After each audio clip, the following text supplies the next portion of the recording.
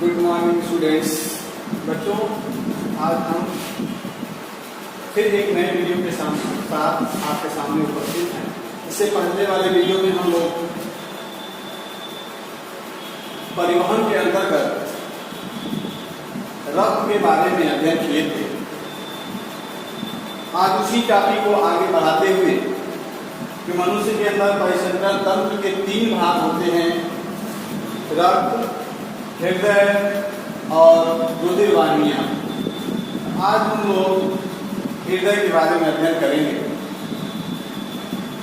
बच्चों, जैसा आप जानते हैं कि मनुष्य में जो रक्त होता है वो शरीर के विभिन्न अंगों में, हृदय से विभिन्न अंगों में जाता है। तो उसके लिए रक्त जो है एक माध्यम होता है पदार्थों के परिवहन के लिए। तो जो हार्ट होता है, हार्ट एक तरह से पंपिंग मशीन होता है, यानी हृदय जो होता है वह रक्त को फेंकता है। तो पंपिंग मशीन है, यानी एक तरह से वो पंपिंग का काम करता है। फेंकता जिसमें है, जो नलिकाएं होती हैं जिसमें ब्लड को फेंका जाता है, उन नलिकाओं को रुधिर वाहिनियां कहा जाता है, जिसमें धमनी, शिराएं और केशिकाएं होती हैं, जो आगे पढ़ेंगे। तो आज हम लोग हार्ट के बारे में जानकारी हासिल करेंगे। बच्चों, मनुष्य का जो हार्ट होता है यह जो वक्ष हुआ होती है, यानी आपके जो ये केस है, पसलियों का जो जाल है, उसके अंदर जो हिस्सा नीचे से डायफ्राम से डिवाइडेड होता है, नीचे उधर हुआ होती है, और पसलियों के बीच में जो जगह होती है उसको वक्ष हुआ कहते हैं। तो वक्ष हुआ के अंदर फेफड़े और हृदय उपस्थित होता है। तो बच्चों, हृदय वक्ष गुहा में दोनों फेफड़ों के बीच में स्थित होता है।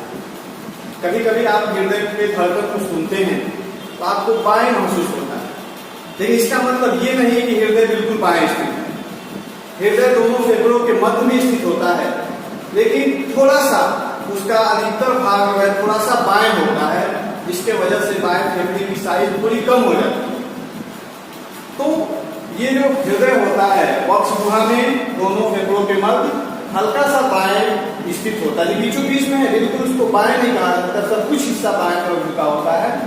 दूसरी बात यह है कि जो हृदय होता है, हम अपनी मूर्ति को बंद करें तो मूर्ति बंद करने की दिखाई दे रही है कोनिकल त्रिभुजाकार, इसी आकार का बंद मूर्ति के आकार का हृदय होता है, जिसकी लंबाई यानी ये लंबाई लगभग जो है 12 से 15 सेंटीमीटर, अलग अलग मनुष्यों में अलग अलग हो सकती है, लगभग 12 से 15 सेंटीमीटर होती है, और जिसकी चौड़ाई पूरी सिरे की होती है वो लगभग 9 सेंटीमीटर होती है, और ये मोटाई जो होती है वो 6 सेंटीमीटर होती है। इस आकार का हृदय होता है, और हृदय शंक्वाकार होता है, स्पंदनशील, यानी उसमें हमेशा स्पंदन क्रिया होती रहती है, और अंदर से खोखला होता है और मांसल होता है, यानी ये भी मांसपेशियों का बना होता है।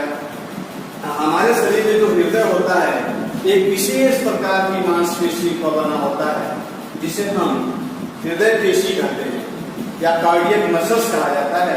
पिछली कक्षाओं में, कक्षा 9 में आपको मांसपेशियों के बारे में बताया गया था, उसमें हृदय पेशियां पढ़े थे। उसी पेशी का हृदय बना होता है, और उस पेशी की विशेषता होती है वह जीवन भर बिना थके वो पेशियां काम करती है। हमारे शरीर के जो अन्य पेशियां हैं वो काम करते करते थक जाती हैं, लेकिन जो हृदय पेशियां होती हैं वो निरंतर जो है गति करती रहती है उसमें, और वो थकती नहीं है। इसलिए हर हृदय जो होता है पूरी लाइफ टाइम, जब तक मनुष्य जिंदा रहता है तब तक वह स्पंदनशील रहता है, वो थकता नहीं है, और वो खोखला होता है। अंदर हृदय के अंदर चैम्बर होते हैं, अंदर से खोखला होता है, इसके बारे में भी आपको बताया जाएगा। अब बच्चों, बाहर से हृदय देखने में गुलाबी कलर का नजर आता है, और उसके ऊपर हृदय के चारों तरफ दोहरी झिल्लियों का बना हुआ एक आवरण होता है, जिसको हम पेरिकार्डियम या हृदय आवरण कहते हैं। इस दोहरी झिल्ली के बीच में कुछ जगह होती है, थोड़ी सी स्पेस होती है, जिसको हम हृदयावरी गुहा कहते हैं। उस स्पेस के अंदर एक पारदर्शी द्रव भरा होता है, जिसको हृदय वर्णी द्रव या पेरिकार्डियल फ्लूइड कहा जाता है। बच्चों, ये ही द्रव जो है हृदय को बाहरी आघात, दबाव और तापमान से सुरक्षा देता है। हृदय किसी हड्डी से हमारा नहीं लगा हुआ है, सिर्फ यह जो है टेंडांस के द्वारा, लिगामेंट्स के द्वारा ये वक्त घुमाने लगता रहता है। लेकिन फिर भी हम दौड़ते हैं, कूदते हैं, इधर उड़ते हैं, तो ये जो जल होता है, बाहरी धक्का होता है, भाग होता है, उससे यही जो द्रव होता है उसको बचाता है, तापमान से भी उसको बचाता है। ये तो बच्चों हृदय के बाहरी रचना हुई, बाहर से इस तरह की कवरिंग होती है उसमें। अब उसके बाद अन्य रचना के बारे में देखते हैं। तो बच्चों हृदय जो होता है, इसके तो एक खांच होता है जिसको हम कोरोनरी खांच कहते हैं। इससे हृदय के दो ऊपरी भाग और नीचे का भाग स्पर्श हो जाता है। ऊपर हृदय के अंदर जो 4 चैम्बर होते हैं, ऊपर के भाग को अलिंद कहा जाता है और नीचे जो भाग होता है उसको निलय कहा जाता है। फिर यह जो है दूसरे खांच के द्वारा अलग अलग दाएं और बाएं हिस्से में बटा रहता है। बाएं ऊपर जो बाएं हिस्से में जो अलिंद होता है उसको बायां अलिंद, फिर उसके नीचे जो दूसरा भाग होता है उसको बायां निलय कहा जाता है। उसी तरह दाएं साइड में दायां अलिंद और दायां निलय होता है। बच्चों जो कोरोनरी आर्च होते हैं, खांच होता है, इसमें से ध्यान दो, इसमें से धमनी और शिराएं यानी कोरोनरी धमनी और कोरोनरी शिराएं निकली रहती हैं जो हृदय के दीवारों को ब्लड सप्लाई करती हैं और हृदय के दीवारों से ब्लड को हृदय में पहुंचाती हैं। इसको कोरोनरी धमनी कहा जाता है। ये बहुत ही इंपॉर्टेंट धमनियां होती हैं। इन्हीं धमनियों में अगर किसी तरह की रुकावट आ जाती है तो फिर हृदय की कोरोनरी डिजीज हो जाता है, बीमारी हो जाती है। अब बच्चों ये 4 चैम्बर के नाम आपको याद रखना पड़ेगा। दायां अलिंद और बायां अलिंद, फिर दायां निलय और ये इसके अंदर 4 चैम्बर, 4 कक्ष होते हैं। प्रकोष्ठ भी कहते हैं, कोष्ठ भी कहते हैं, अलग अलग नाम है।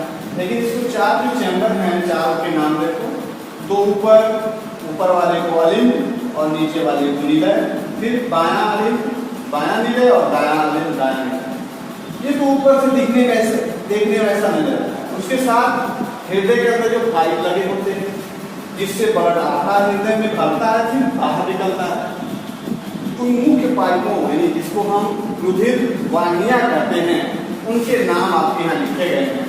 बच्चों जिससे हृदय में जिन पाइप के द्वारा ब्लड हृदय में आता है उनको हम शिरा कहते हैं, और जिनसे हृदय से ब्लड बाहर जाता है जिन पाइपों के द्वारा उसको धमनी कहा जाता है। एक और बता दें आपको, जो पाइप अलिंद में लगे होते हैं, चाहे बाएं अलिंद में हो या दाएं अलिंद में, इनके द्वारा ब्लड जो है अंदर हृदय में आता है।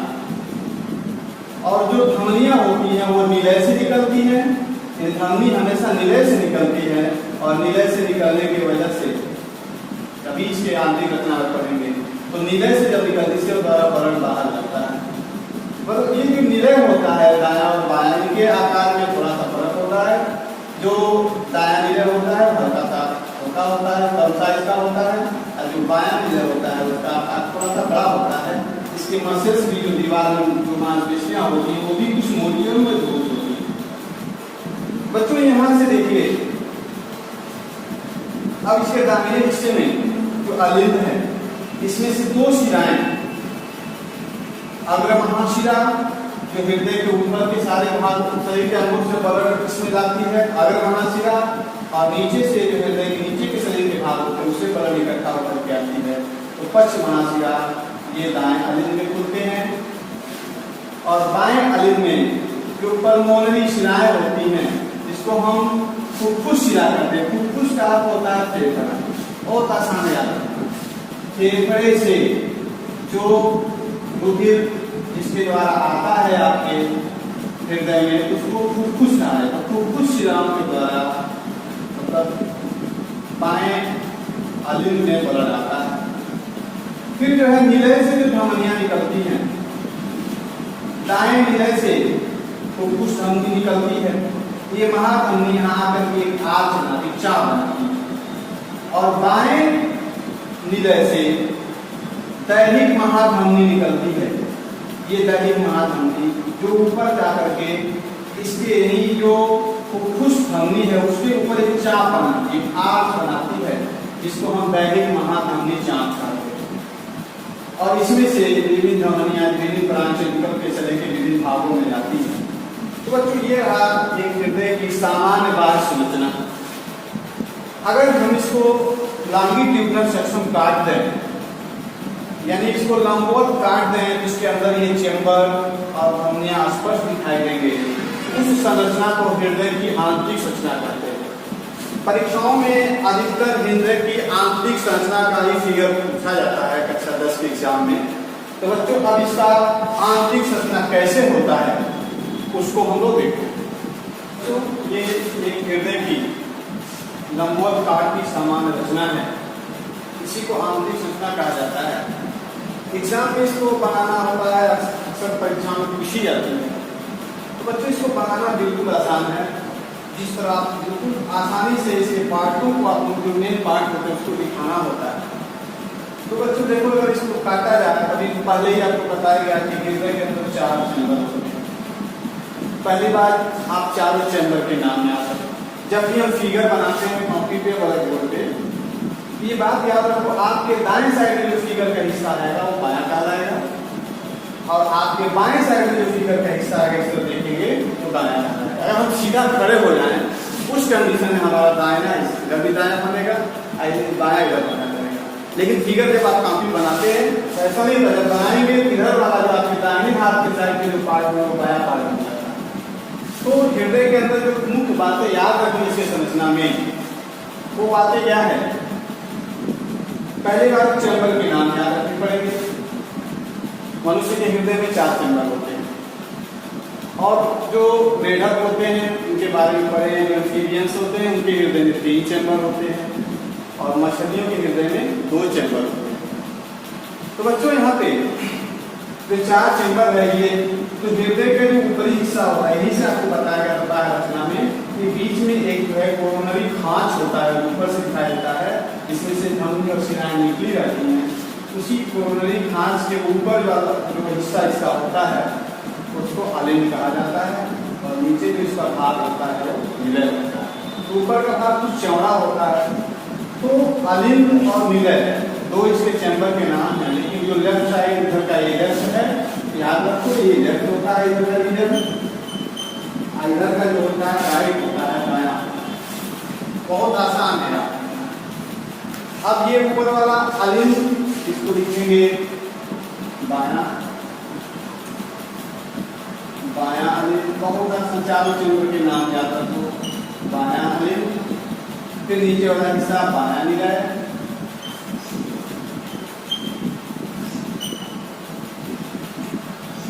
उसी तरह इस साइड के नाम लिखेंगे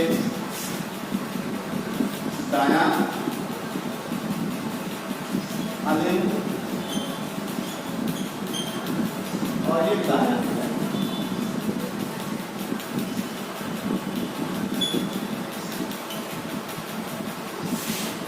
इसको आर्किल और वेंट्रिकल भी कहा जाता है। अलिंद को आर्किल कहते हैं और निलय को वेंट्रिकल कहा जाता है। तो बच्चों ये 4 चैम्बर हुए, दायां अलिंद राइट आर्कल, दायां निलय राइट वेंट्रिकल, बायां अलिंद लेफ्ट आर्कल और बायां निलय राइट आर्कल। ये 4 चैम्बर के नाम हो गए। अब बच्चों दूसरी जो बात आती है इसके कपाट वाल्व। तो जो ये पार्टीशन होता है ये बीच से हार्ट जो है लेफ्ट और राइट पार्ट में बटा होता है, और फिर यह जो है नीचे ऊपर से ऊपर अलिंद और निलय के बीच में भी पार्टीशन होता है। तो बच्चों ये जो बीच का पार्टीशन जो लेफ्ट और राइट वाला करता है वो कंप्लीट होता है, कहीं इसमें ओपनिंग नहीं होती है। यानी सब मिला करके हृदय के 2 भाग हो गए, लेफ्ट भाग अलग हुआ, राइट भाग अलग हुआ, बीच में कंप्लीट पार्टीशन होता है। आर्टिको वेंट्रिकल के रूप में दोनों निलय के बीच में भी पार्टीशन होता है, दोनों अलिंद के बीच में पार्टीशन होता है। अब बच्चों थोड़ा सा देख लेते हैं। अलिंद जो होता है, अलिंद के अंदर ब्लड आता है दोनों अलिंद में, और निलय में फिर यहाँ से बढ़ता है, यहाँ से फिर बाहर जाता है। तो जो निलय की दीवार होती है वो कुछ मोटी होती है, और ऊपर इसमें खींची होती है, बिल्कुल प्लेन नहीं होती है अंदर, ये इसमें खींची हुई मतलब लिगामेंट्स और मांसपेशियां खिंचाव रूप में रहती हैं।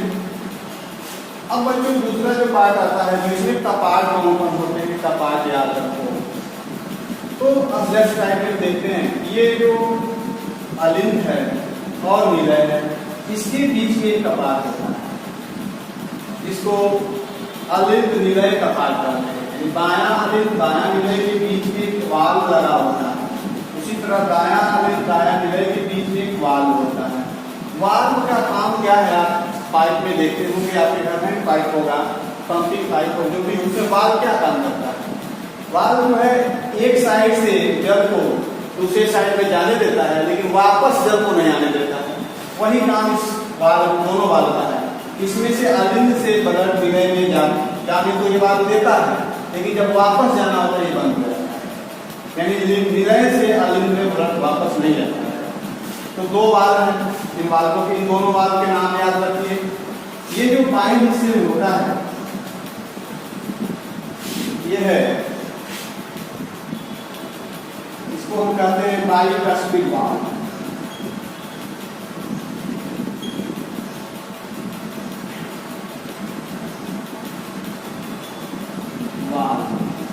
न्यूट्रल वाल भी कहते हैं।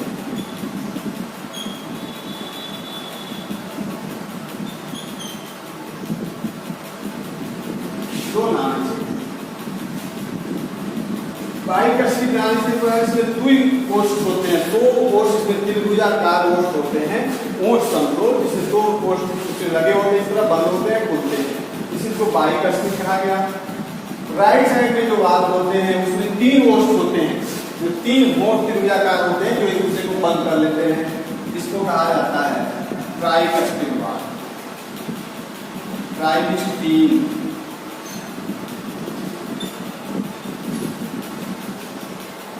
ये दो वाल यहाँ हो गए।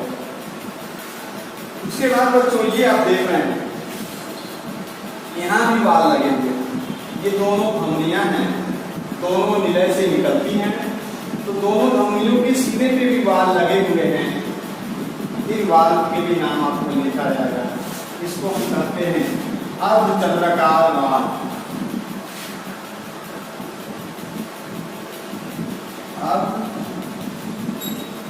अर्धचंद्राकार वाल, कपाट या वाल। इसमें भी तीन जो है मेम्ब्रेन टाइप स्ट्रक्चर होते हैं और तीन ट्राइगोनल त्रिकोणीय रचना से मिलकर के वाल बने होते हैं। इसकी रचना से इस वाल का भी काम वही है। वाल का काम है कि रक्त को एक दिशा में जाने देना, वापस ना आने देना। तो जब ब्लड यहाँ से इधर फेंका जाता है, इन निलय के द्वारा ब्लड को दोनों जो है पाइपों में फेंका जाता है, तो ब्लड इधर से इधर चला जाता है। देखिए ये इधर खुलता है वाल, आइए अंदर तरफ खुला हुआ है, तो ब्लड को तो जाने देता है, लेकिन वापस धमनियों से ब्लड फिर जो है निलय में नहीं आने देता है, उसको रोकता है। ये दोनों वाल दोनों के सिरे पे होते हैं। इस तरह चार वाल आप आसानी से याद रख सकते हैं। अब बच्चों तीसरा जो पॉइंट याद रखने के लिए, अब देखिए जो पाइप उनके नाम याद रखना है, बहुत आसान नाम याद रखना है। देखो जो निलय में आएंगे, जो निलय से निकले हुए हैं वो धमनी, और जो अलिंद में लगे हुए हैं वो शिराएं। अब देखो बच्चों यहाँ पे देखो, क्योंकि एक बात जानिए, हृदय के जो दो भाग राइट और लेफ्ट होते हैं, तो राइट भाग में अशुद्ध ब्लड यानी अनाक्षरित ब्लड भरा होता है, और हृदय के जो बायां हिस्सा होता है उसमें शुद्ध रक्त भरा होता है। तो बच्चों यहाँ पे देखिए, ये पहले ब्लड शरीर से के विभिन्न अंगों से हृदय में आता है।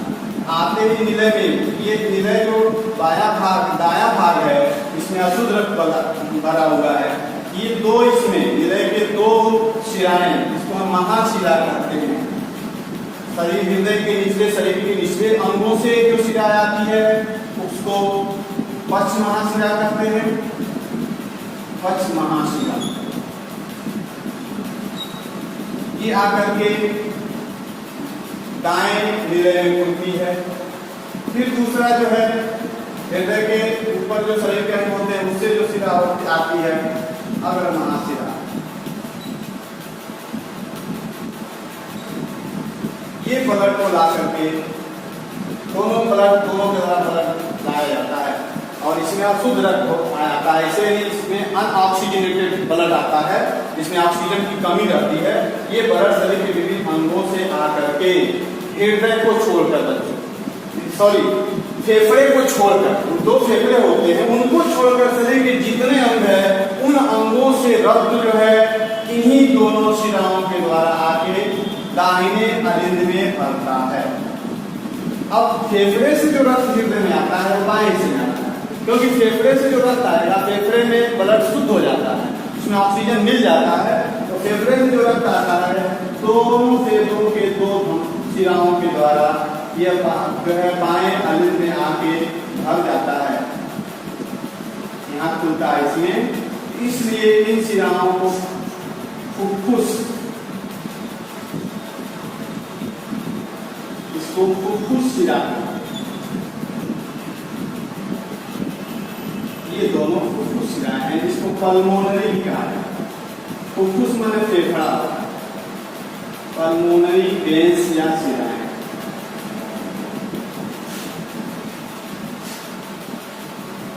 पल्मोनरी वेंस, ये इसके नाम। इसको वेना केवा भी कहते हैं, इसको अग्रनासिका पश्चिमासिका। तो बच्चों ये देखो, ये दो शिरा हो गए जो ब्लड को फेफड़े में ला रहे हैं, यानी सभी के द्वारा ब्लड फेफड़े में आता है। बहुत आसान है समझना, इसको थोड़ा सा ये ब्लड आता है। अब बच्चों यहाँ से ब्लड जो है, ये यहाँ से ब्लड, ये वाल्व खुलता है जब इसमें फेफड़े में सिकुड़ाव होता है, कंस्ट्रिक्शन होता है, तो उस समय इसमें दबाव बनता है, यहाँ से ब्लड जो है फिर इसी वाल्व के द्वारा निलय में भर जाता है। दोनों वाल्व हैं, निलय अलिंद वाल्व जिसको कहा जाता है, पट्टी, दोनों पट के बीच में वाल्व होते हैं, उस वाल्व के द्वारा जो है ब्लड इसमें भर जाता है, फिर ये वाल्व बंद हो जाता है, जब इधर से ब्लड को फ्लो नहीं होने देता है। अब बच्चों अब क्या होता है कि यहाँ से जब ये हृदय में समाये इनके पेशियों में, जिसकी वजह से हृदय सिकुड़ता है और ब्लड को फिर पंप किया जाता है, फेंका जाता है। तो जब ब्लड को पंप किया जाता है, दोनों निलय सिकुड़ते हैं, तो दाहिने से जो फेफड़े से शुद्ध रक्त आया है निलय में चला आता है, यहाँ से जब पंप किया है तो ये वाल्व बंद हो जाता है, फिर ये जब सिकुड़ता है तो ये वाल्व बंद हो जाता है, और ये दोनों वाल्व खुल जाते हैं। ब्लड यहाँ से जो है इन धमनियों में फेंक दिया जाता है, तो दो धमनियां दोनों निलय से निकलती हैं। अब इनके नाम याद रखें, बहुत आसान है याद रखना। शुद्ध रक्त हमेशा शरीर के विभिन्न हिस्सों में फेंका जाएगा, और राइट साइड में जो अशुद्ध रक्त आ रहा है शरीर से, इसको शुद्ध करने के लिए फेफड़े में फेंका जाएगा। तो जो फेफड़े को रक्त लेके जो धमनी जाएगी, फेफड़े का जब भी नाम आए तो उसका नाम फुफ्फुस होता है। अब ले जाने वाले को धमनी और लाने वाले पाइप को शिरा, तो फेफड़े से जो पाइप ला रहे हैं वो शिरा हो गया शुद्ध रक्त, और फेफड़े को जो लेके जाएंगे ये हो जाएगा पल्मोनरी धमनी, इसको फुफ्फुस धमनी। ये धमनी दो बनाने में बढ़ जाती है निकालने के बाद, एक राइट साइड, लेफ्ट साइड में, एक राइट साइड, फुफ्फुस धमनी है। आर्टरी, पल्मोनरी आर्टरी का है, पल्मोनरी आर्टरी। ये लेफ्ट है तो लेफ्ट का पल्मोनरी आर्टरी, ये राइट है तो राइट पल्मोनरी आर्टरी।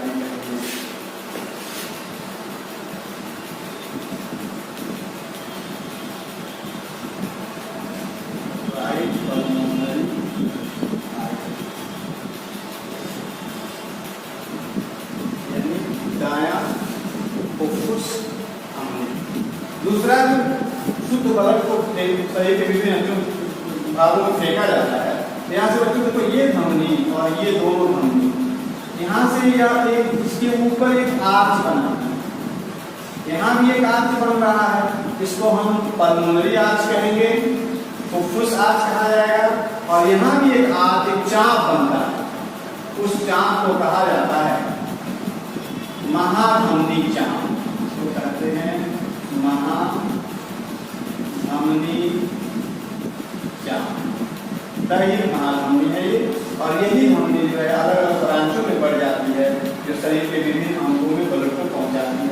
यही यहाँ महाधमनी, ये भी महाधमनी ही है, तो शरीर के ऊपर से महाधमनी है।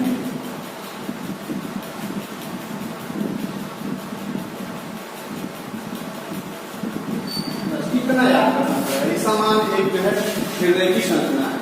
अगर एग्जाम में इतना बच्चों फिगर बना देते हैं तब वो आप कभी भी आपको नंबर अच्छे मिल जाएंगे। अब इसके बाद इसकी कार्य कैसे करता है, तो कार्य के लिए हम अगले दिन स्टडी करेंगे। ये हृदय की सामान्य संरचना।